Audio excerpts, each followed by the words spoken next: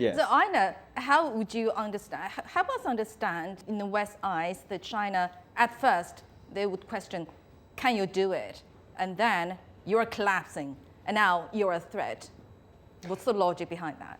Well, it's very simple. I see it from an American point of view looking in, and that is, quite frankly, China's political and economic system is an existential threat to the United States idea that it has the perfect system. If you go back to Francis Fukuyama, we all know him. He's been backing away from this idea that the end of the world and the last man standing, this idea that liberal democratic capitalism is the be-all. There is no way to go forward. That's the end of mankind in terms of evolution in this area. Well, if you're an American exceptionalist, somebody who believes that the US needs to be in charge of the world in order to prevent World War III, in order to safeguard the international order, the rule of law, all of these things, China's success doesn't work for you. Why? Because it has a different system.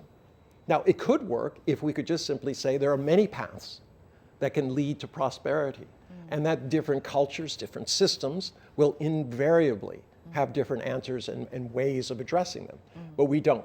So we continue down this thing that, originally it was, well, we'll get China to join the WTO, right? Remember? And that was going to, if China embraces capitalism, democracy will come. But China thrived. It used capitalism as a mechanism to extend its socialist values. But is it all about ideological matter, ideological threat?